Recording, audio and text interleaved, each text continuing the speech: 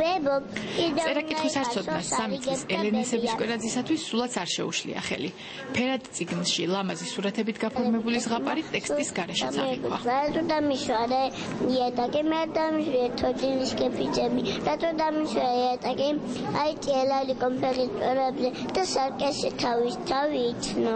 საპატრიარქოს ახალგაზრდულ ცენტრში 2 წიგნის პრეზენტაცია გაიმართა. ჩემი პირველი ქრესტომატია, ასე ქვია საბავშვო კრებულს, რომელიც გამომცემლობა ელფის ინიციატივით გამოიცა.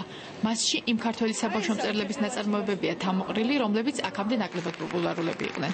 მათი შემოქმედება საზოგადოების დიდი ნაწილისთვის დღემდე უცნობია. პრეზენტაციას უხუცესი საბავშვო მწერლები დაესწრნენ. ძალიან სასიხარულო ამბავია, ძალიან მისასალმებელია. დიდი შრომაა გაწეული, როგორც შინაარსობრივად, ისე პოლიგრაფიულად არის ძალიან კარგ დონეზე. მიმზიდველი წიგნია, ბავშვის თვალი გათვალისწინებულია. ძალიან დიდი სიყვარულით რაც კეთდება, იმას ეტყობა.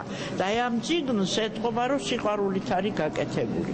ესე იგი ამ წიგნის რედაქტორი, გამომცემელი, ყველა ძალზედ მოსიყვარულია საბავშვო ლიტერატურისა, რაც სხვათა შორის დეფიციტი იყო საქართველოში.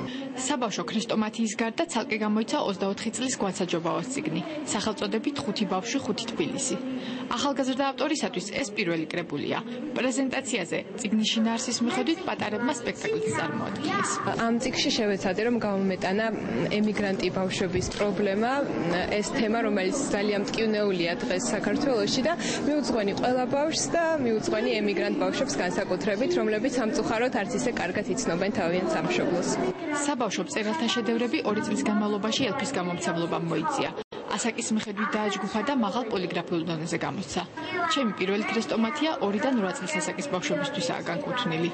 ორივე წიგნი სამხატვრო აკადემიის სტუდენტმა სალომე ხოტივარმა დაასურათა. ჩვენ გადავწყვიტეთ, რომ ბავშვებს ქონოდათ ტექსტები, რომელიც რეალობის აღქმაში დაეხმარებოდათ მათ. ანუ რეალისტურად ცხოვრებასთან დაახლოებული ტექსტები, ნამდვილი ტექსტები, ის რაც ბავშვების გარშემო ხდება.